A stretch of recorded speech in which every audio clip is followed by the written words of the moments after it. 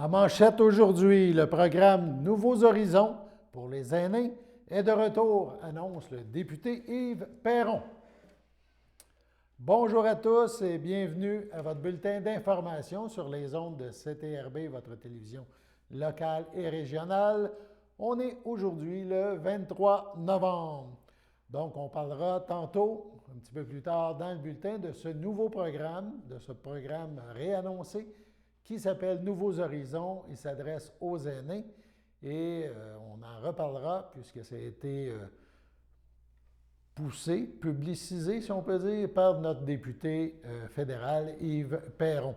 Donc, on en parle dans quelques instants, mais tout d'abord, parlons de choses municipales. On se déplace à Lanoraie. Le conseil municipal de Lanoraie s'est réuni hier soir pour une séance, entre autres la fin de la séance du lundi précédent et aussi pour une séance extraordinaire. La semaine dernière, donc, plusieurs points à l'ordre du jour avaient été ajournés pour la suite de cette séance, auquel donc s'est ajouté quelques points en séance extraordinaire. D'ailleurs, un concours de photographie et de décoration de Noël à Lanoraie a été proposé et discuté lors de cette rencontre. Voici donc un extrait de cette séance présidée par le maire, le nouveau maire de Lanoraie. On écoute et on regarde. De table des comités, table des organismes communautaires et partenaires. Donc, proposer, appuyer, de créer une table des organismes communautaires et partenaires, laquelle aurait pour mandat de donner des occasions aux différents responsables des organismes présents et ou œuvrant sur le territoire de se rencontrer et de coordonner leur activité. Donc, en gros, on aimerait ça que les organismes communautaires ainsi que les partenaires, quand on parle de partenaires, on peut penser au CHSLD, qui est un partenaire, qui n'est pas un organisme communautaire. On peut penser au conseil d'établissement. On peut penser au CPE, à la garderie privée. Bon. Donc, s'assurer d'inviter tout le monde et de créer une table dite élargie, parce que même les organismes qui n'ont pas leur siège ici à Lanoraie, mais qui donnent des services à Lanoraie, je pense entre autres au CABA, qui donne des services ici, mais son siège est à Berthier. Je pense aussi à un organisme contre la violence faite aux femmes, qui n'est pas ici, mais qui donne le service ici aussi. Donc, une table élargie. On les rencontre et puis on voit avec eux comment, comme conseil municipal, on peut faire plus, faire mieux, je ne sais pas, ou on verra ce qu'ils auront à nous dire. Moi, je pense que c'est important qu'on crée ces liens-là. Et entre eux aussi, ils vont pouvoir peut-être changer des ressources ou des idées. Alors, c'est une question de créer une dynamique. C'est quand même le tissu social d'une communauté. Alors, voilà. Est-ce que j'ai un proposeur? Proposé par M. Martin Lavallée, un appuyeur. Donc, Lucie Ouellette, Mme Lucie Ouellette appuie. Le vote à ma gauche. D'accord. À ma droite. Alors, c'est une 5.4, toujours. Création de tables et comités. Table sur la sécurité routière. Considérant les différents enjeux en matière de sécurité routière sur le territoire de la municipalité de Lanoraie. Donc, en conséquence, proposer et appuyer. De créer une table de la sécurité routière, laquelle aurait pour mandat de 1. Inventorier les problématiques de sécurité routière soulevées sur le territoire de la municipalité de Lanoraie. Et 2. Identifier les intervenants et ou solutions à ces problématiques. Alors, l'idée, c'est la suivante, c'est de créer une table et de laisser des sièges, exemple, à la Sûreté du Québec, un siège à la Sûreté du Québec, le MTQ, on va fortement les inciter à venir s'asseoir avec nous, idéalement avec un expert en sécurité routière. Il y a un comité de sécurité publique à la MRC. Alors, on verra. J'ai donné mon nom pour y siéger. On va avoir la séance mercredi. Je verrai si je serai accepté sur le comité de sécurité publique de la MRC. Donc, ça pourrait être un siège aussi à ce niveau-là. On veut que les citoyens participent, évidemment. Alors, ça sera sur invitation. Les gens qui veulent venir assister et travailler avec nous pour regarder comment on peut se donner un plan d'action sur la sécurité routière, bien, seront les bienvenus. Vous serez tous les bienvenus. Et donc, c'est ça. On veut vraiment initier quelque chose pour mars, avril prochain. On verra si c'est réaliste. Se donner un plan d'action à court, moyen et long terme sur la sécurité routière. Donc, vraiment avec des objectifs mesurables, des actions qu'on pourrait poser pour améliorer la situation. Est-ce qu'il y a des questions par rapport à cette table de sécurité routière? Ça va? Est-ce que j'ai un appuyeur? Un proposeur, pardon. Donc, Mme Lynne Clermont propose un appuyeur. Mme Lucie Ouellette appuie. À ma gauche, c'est qu'ils sont en faveur. À ma droite? Alors, c'est unanime. Je vous en fais lecture. Je pense que ça va être plus simple. Alors, la lettre de M. Jean-François Massicotte, 369 chemin de Joliette, Lanoret, Québec, demande d'aide pour l'organisation d'un concours de Noël. Alors, Madame, Messieurs, je me présente, Jean-François Massicotte, administrateur d'une page nommée « Tu sais que tu viens de Lanoret, quand 3 petits points » sur Facebook. Sur ce groupe a eu lieu la semaine dernière des discussions dans lesquelles a été proposée l'idée d'organiser diverses activités dans le cadre de la période des fêtes qui approche à grands pas. S'il est manifestement trop tard pour organiser un éventuel marché de Noël cette année, une idée suggérée à propos d'un concours de photos et de décoration de Noël semble réalisable malgré le délai serré. Plusieurs personnes ont manifesté leur intérêt à s'impliquer dans l'organisation d'un tel concours et un comité organisateur citoyen a donc été formé. Celui-ci est composé de Mme Claire Latour, Mme Hélène Robillard, M. Serge Beaupied, Mme Suzy Roy, Mme Elsa Desauniers et M. Jean-François Massicotte. Une première réunion a eu lieu et nous avons défini comment se déroulera le concours. Nous ne pourrons pas faire de cet événement un succès sans l'aide de la communauté. C'est pourquoi nous sollicitons votre aide afin de nous aider à rendre le concours crédible et attrayant. Nous avons identifié 3 besoins précis. 1. Besoin concernant la présence de prix pour chaque volet du concours. Donc, nous recherchons idéalement des prix donc, comme produits locaux, bons d'achat locaux, etc. Donc, des choses vraiment locales. Plus faciles à gérer que des prix sous forme financière. Besoin concernant la promotion du concours, donc une publicité entièrement sur les médias sociaux à ses limites et une promotion via les canaux de communication officiels, donc soit l'Avenir, le site web ou Technicien en loisirs, etc. De Lanoret serait d'une très grande aide pour engager un maximum de citoyens. La possibilité de recevoir des inscriptions pour le volet décoration serait également la bienvenue. Besoin concernant la remise de prix, nous aimerions qu'un représentant officiel tel un élu participe à la remise des prix qui aura lieu entre Noël et le jour de l'an.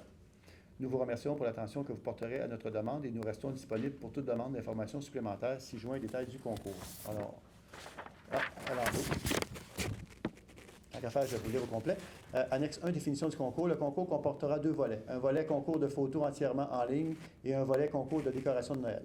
Le concours de photos irait comme suit. Entièrement en ligne sur la page « Tu sais que tu viens de Lanoret ». Pour être admissible, une photo doit avoir été prise par un citoyen de Lanoret, doit représenter un thème associé à la période des fêtes et il doit être possible d'y reconnaître en partie Lanoret, lieu, gens, activités, etc.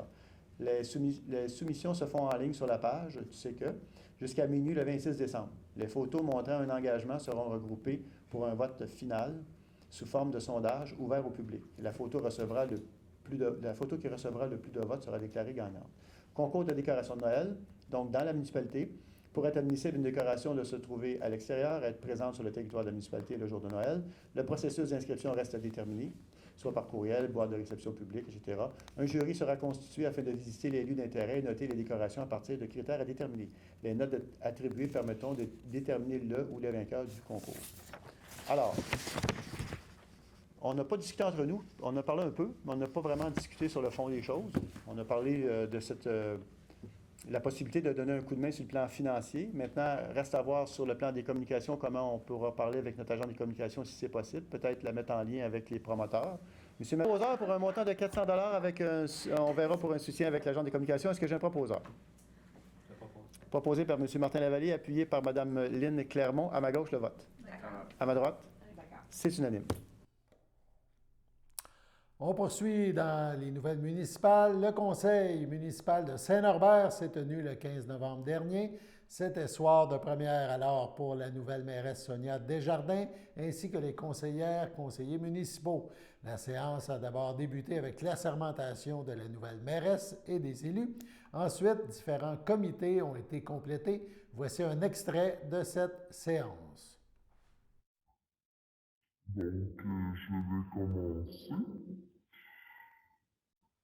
Je, Sonia Desjardins, déclare sous serment que j'exercerai mes fonctions de mairesse avec honnêteté et justice. Donc, comité finance, à part moi et Denise Riquier. Le comité ressources humaines, on a Yvan Lapointe et Michel Mondou. On a un comité pour les communications, Marie-Michel Paradis Denise Riquet. Pour la sécurité incendie, Patrick Pion. Pour la voirie et les travaux publics, Yvan Lapointe, Michel Mondou, Sébastien Houle. On s'excuse, un petit problème technique. Évidemment, les gens à Saint-Norbert sont plus dynamiques que ce qu'on vient d'entendre. Donc, on vous repassera l'extrait avec la bonne vitesse pour le son dans notre bulletin de demain. Donc, c'est à suivre. Sur ce, allons à la pause. Bonne journée, mon grand. Je m'appelle Jacob, j'ai 6 ans et j'ai une amputation à la jambe gauche. Salut! Aujourd'hui, c'est une journée spéciale parce que je vais faire une présentation devant mes nouveaux camarades de classe. Ça, c'est ma jambe de natation. Ma prothèse de natation, c'est les amputés de guerre qui me l'ont donnée. Merci de votre appui. Le samedi matin, dès 9h30, nos téléspectateurs sont invités au Super Bingo télévisé diffusé de nos studios de Berthierville. Depuis maintenant une vingtaine d'années, plusieurs adeptes de la télévision régionale se sont partagés un montant de 600 $ disponible chaque semaine lors de cette joute de bingo télévisé. Un animateur et 3 bénévoles se succèdent à la caméra dans le but de vous faire passer une petite heure agréable et payante le samedi matin. On peut se procurer les cartes de jeu chez les dépositaires autorisés participants, c'est-à-dire à Berthierville, le dépanneur Formule 1 rue Gilles Villeneuve, le marché IGA Extra sur la rue Gabrielle Brissette, le marché Métro rue Notre-Dame, la pharmacie Proxime rue Frontenac, le garage Pétroté sur la rue Gilles Villeneuve et à Saint-Ignace de Loyola, le marché Aldo rang Saint-Michel, le dépanneur Le Magasin Esso sur le chemin de la Traverse. C'est un rendez-vous tous les samedis matins à 9h30 sur les ondes de CTRB, votre télévision régionale et communautaire.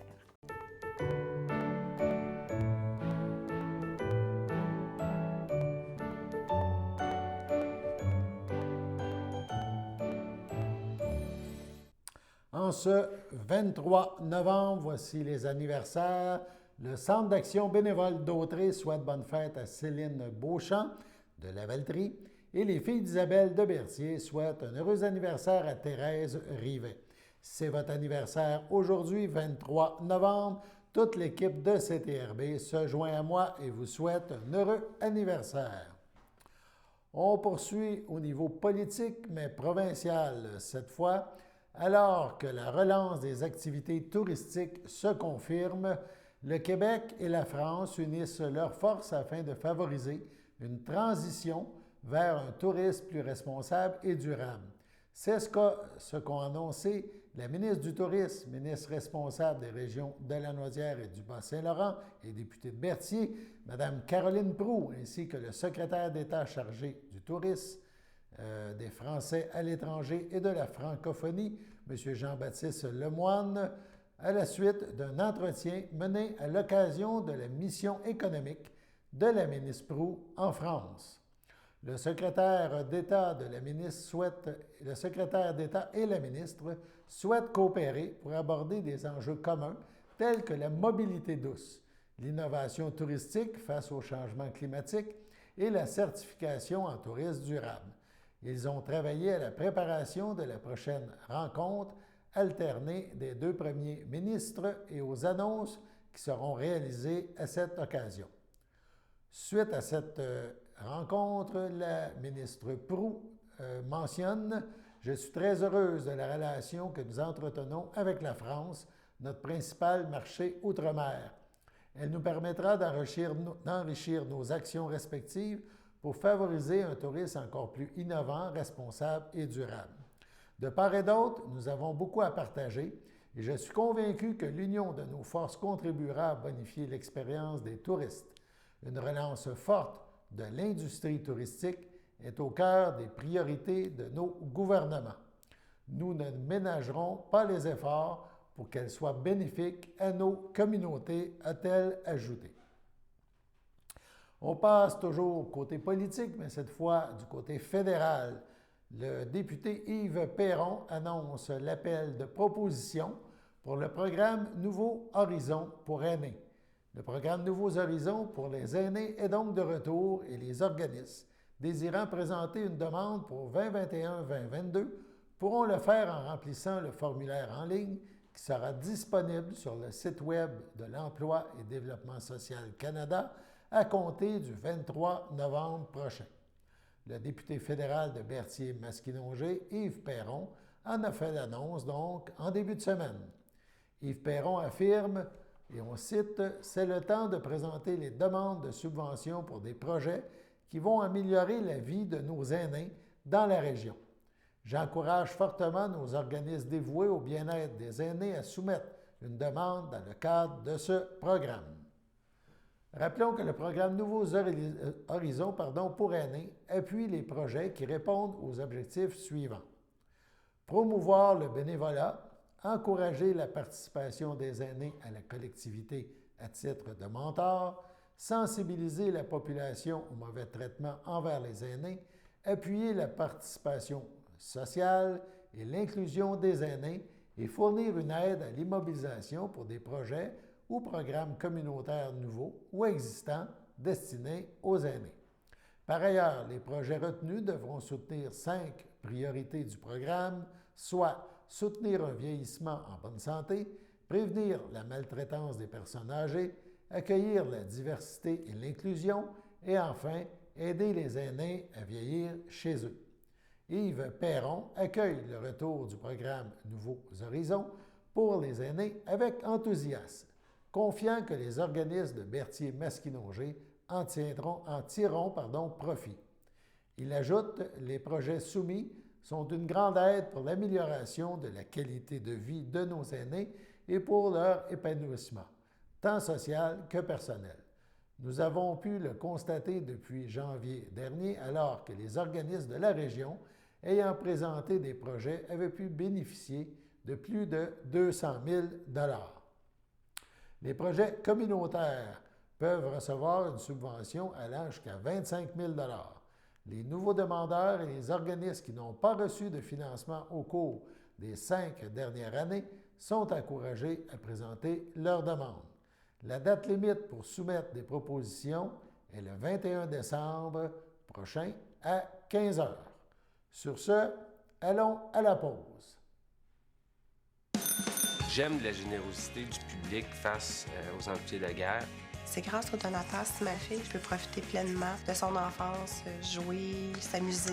Nos enfants ont les adaptations nécessaires permettant de pouvoir faire du vélo, du ski, de la natation. Toutes les portes qui sont ouvertes pour faire toutes les activités qu'ils désirent. Merci de permettre à ma fille et aux autres enfants amputés de vivre leur vie d'enfant. C'est un cadeau inestimable.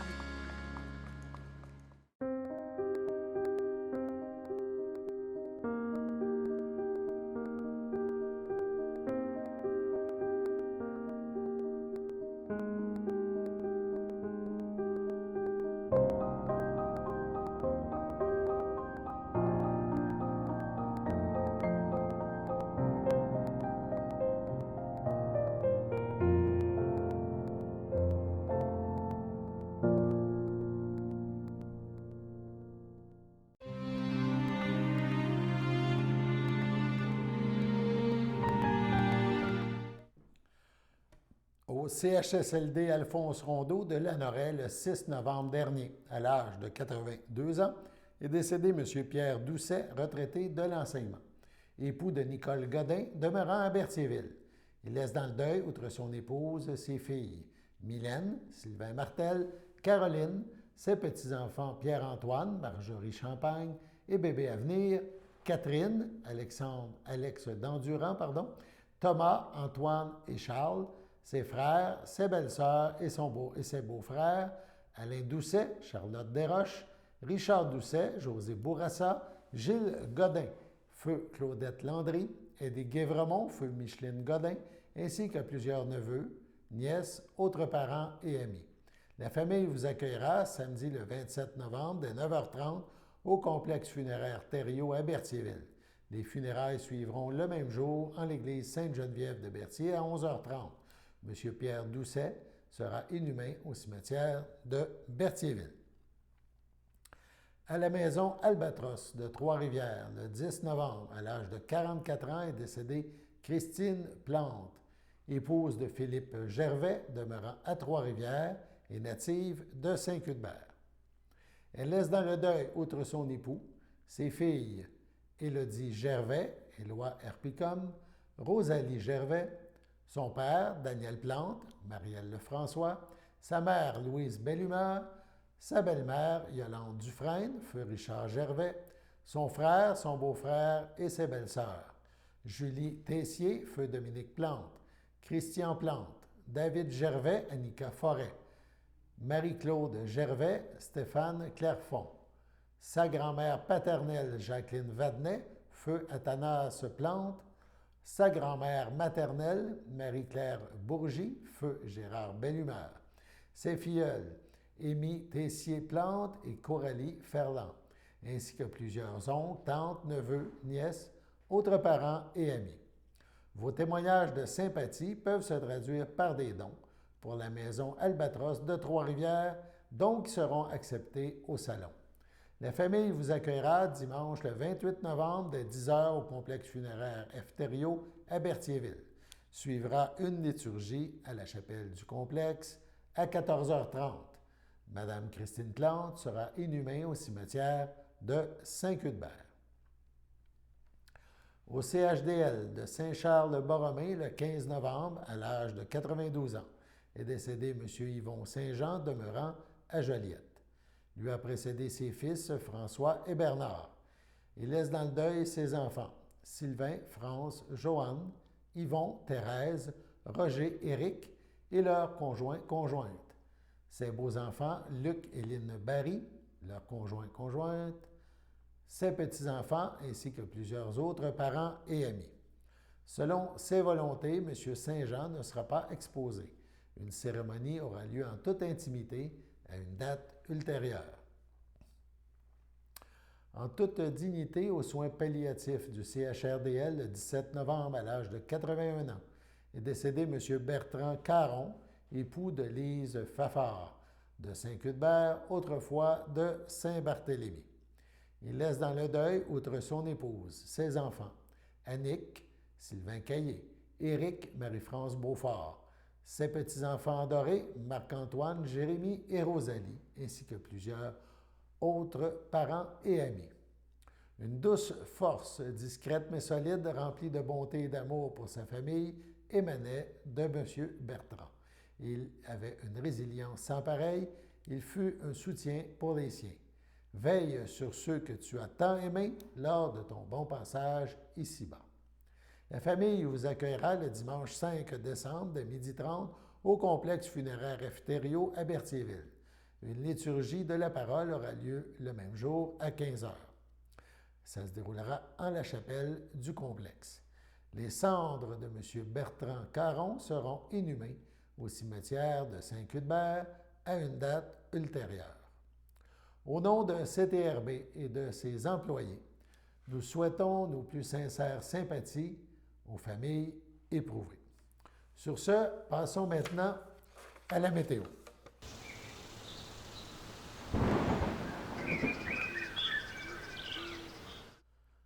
Si vous avez mis le nez dehors il y a quelques instants, vous allez voir, vous avez constaté que c'est plus frisquet. Donc, si on y va avec la météo, aujourd'hui, il faisait environ -2, mais c'était ressenti -6. Le vent est quand même fort. Le soleil et les nuages se partageaient la journée. Ce soir, mardi, passage nuageux, -4, ressenti -9. Cette nuit, ciel dégagé, -8, ressenti -13. Demain matin, le soleil est au rendez-vous pour une bonne partie, presque toute la journée. Donc, du plein soleil, -7, mais ressenti -11. Donc, demain matin, frisquet. Ça ne sera pas chaud. Mettez votre tuque, ça va faire du bien. En après-midi, le soleil est toujours bien présent. Le mercure augmente toutefois dans la journée. On parle de 0, ressenti avec le petit vent, -4, mais ça sera quand même fort confortable. Dans la soirée de mercredi, le ciel sera généralement dégagé, moins 4, le mercure donc sera de moins 4 et on ressentira moins 8. C'était quand même, c'est des journées un petit peu plus frisquées. Il faut s'habituer, on s'en va par là. Terminons maintenant ce bulletin par le dernier bilan COVID dans la Naudière en date du 23 novembre, donc c'est tout frais sorti. On parle de 449 cas actifs dans la Naudière, 8 hospitalisations, 2 personnes aux soins intensifs. Le nombre de décès depuis le début de la pandémie se chiffre maintenant à 534. Si je ne me trompe pas, c'est 2 de plus que la semaine dernière. Le nombre de cas de personnes ayant contracté la COVID, mais qui sont aujourd'hui rétablis, atteint 27 316 personnes. Par MRC, celle qui est la plus touchée, la MRC Les Moulins compte 169 cas. La MRC L'Assomption, 116 cas. La MRC de Joliette, 71 cas. La MRC de Matawini, 41 cas. La MRC de Montcalm compte 31 cas. Dans Dautrey, le nombre de cas s'établit à 21 selon les dernières statistiques du gouvernement. Si on y va plus en détail dans Dautrey, il y a une municipalité qui fait un petit peu bande à part. On parle de 10 cas de COVID répertoriés à Lavaltrie. Et au total, donc 11 cas, c'est dans différentes municipalités de la MRC de Dautrey, mais il n'y a aucune autre municipalité qui compte plus ou qui compte 5 cas ou plus. C'est tout moins c'est 1 cas ou pas de cas. Donc, c'est beaucoup concentré sur Lavaltrie. Presque la moitié des cas sont à cet endroit. Voilà, c'était votre bulletin d'information en ce 23 novembre. Alain Bellumeur aux Pépites qui vous invite à des nôtres demain et on espère qu'on n'aura pas de petits pépins techniques à ce moment-là. Bref, votre bulletin d'information vous attend demain, même heure, même poste. Au revoir.